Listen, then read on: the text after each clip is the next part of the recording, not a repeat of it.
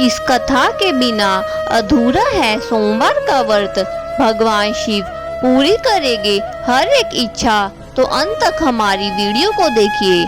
सोमवार के व्रत को लेकर मान्यता है कि इस व्रत को करने से भगवान शिव अपने भक्तों की मुराद जल्दी पूरी करते हैं।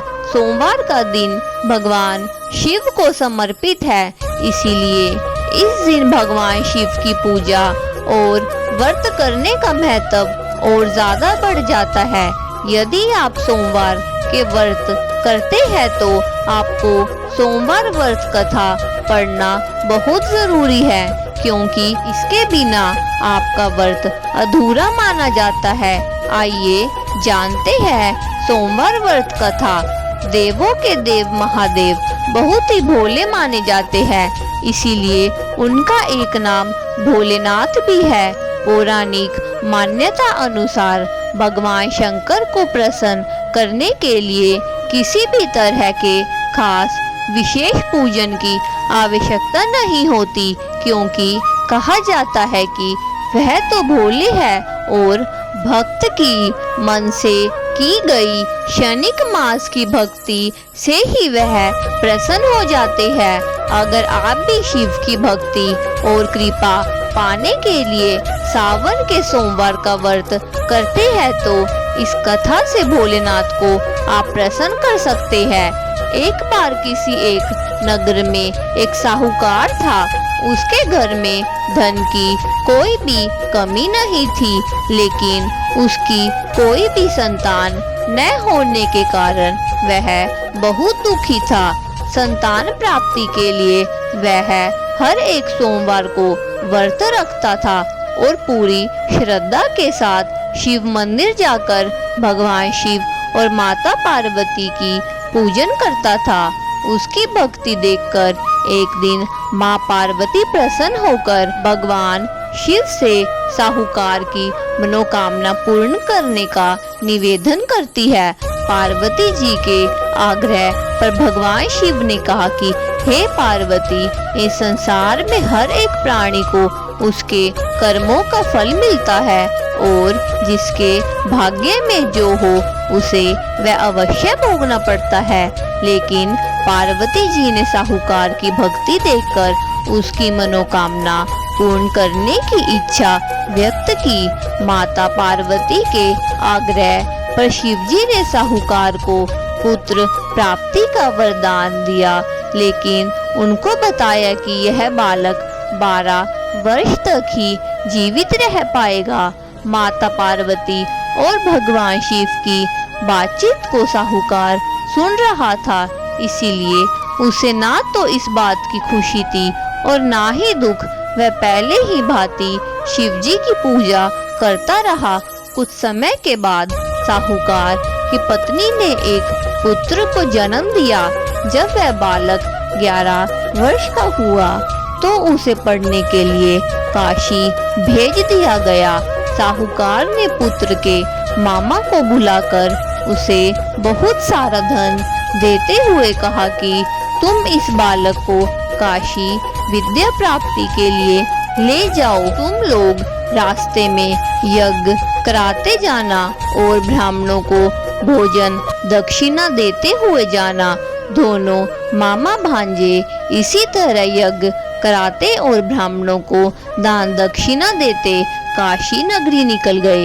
इस दौरान रात में एक नगर पड़ा जहां नगर के राजा की कन्या का विवाह था, लेकिन जिस राजकुमार से उसका विवाह होने वाला था वह एक आग से काना था।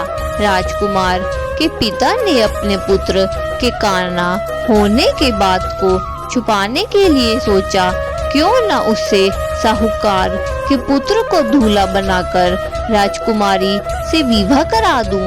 विवाह के बाद इसको धन देकर विदा कर दूंगा और राजकुमारी को अपने नगर ले जाऊंगा।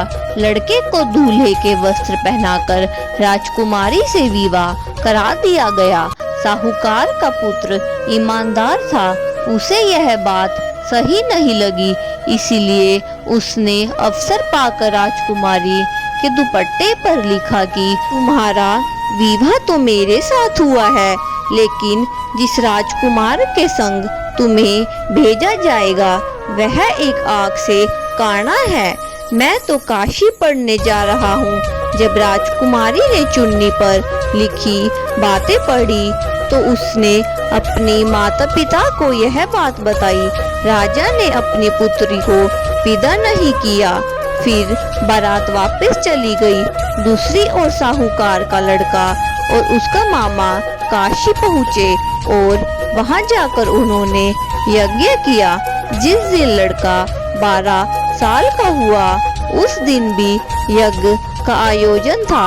लड़के ने अपने मामा से कहा कि मेरी तबीयत कुछ ठीक नहीं है। मामा ने कहा कि तुम अंदर जाकर आराम कर लो। शिवजी के वरदान अनुसार कुछ ही देर में उस बालक के प्राण निकल गए। मृत भांजे को देख उसके मामा ने विलाप करना शुरू किया। संयोगवश उस समय शिवजी और माता पार्वती उधर से जा रहे थे। पार्वती माता ने भोलेनाथ से कहा, स्वामी मुझसे इसके रोने के स्वर सहन नहीं हो रहा। आप इस व्यक्ति के कष्ट को अवश्य दूर करें। जब शिवजी मृत बालक के समीप गए तो वह बोले कि यह उसी साहूकार का पुत्र है जिसे मैंने 12 वर्ष की आयु का वरदान दिया था। अब इसकी आयु पूरी हो चुकी है। लेकिन मातृभाव से विभोर माता पार्वती ने कहा कि हे महादेव, आप इस बालक को और आयु देने की कृपा करें, अन्यथा इसके वियोग में इसके माता पिता भी तड़प तड़प कर मर जाएंगे। माता पार्वती के पूर्ण आग्रह पर भगवान शिव ने उस लड़के को जीवित होने का वरदान दिया। शिवजी की कृपा से वह बालक जीवित हो गया।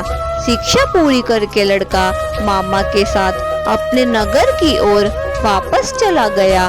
दोनों चलते हुए उसी नगर में पहुँचे जहाँ उसका विवाह हुआ था। उस नगर में भी उन्होंने यज्ञ का आयोजन किया। उस लड़के के ससुर ने उसे पहचान लिया और महल में ले जाकर उसकी खातिरदारी की और अपनी पुत्री को विदा किया। इधर साहूकार और उसकी पत्नी भूखे प्यासे रहकर बेटे की प्रतीक्षा कर रहे थे। उन्होंने प्रण कर रखा था कि यदि उन्हें अपने बेटे की मृत्यु का समाचार मिला तो वह भी प्राण त्याग देंगे। परंतु अपने बेटे के जीवित होने का समाचार पाकर वह बेहद सुखी हुए। उसी रात भगवान शिव ने साहूकार के स्वप्न में आकर कहा, हे मनुष्य, मैंने तेरे सोमवार के व्रत करने और व्रत कथा सुनने से प्रसन्न होकर तेरे पुत्र को लंबी आयु प्रदान की है। इसी प्रकार जो कोई भी मनुष्य सोमवार का व्रत करता है या कथा सुनता और पढ़ता है उसे सभी दुख दूर होते हैं और सभी मनोकामनाएं पूरी होती है। इसीलिए दोस्तों, जितना हो सके आप सब पाठ पूजा करिए और सोमवार के व्रत भी रखने शुरू कीजिए। शिवजी भगवान की कृपा आप पर सदा बनी रहेगी। दोस्तों, अगर आपको हमारी यह वीडियो पसंद आई हो तो कृपा करके हमारे चैनल को सब्सक्राइब और हमारी वीडियो को शेयर करना ना भूलें। धन्यवाद।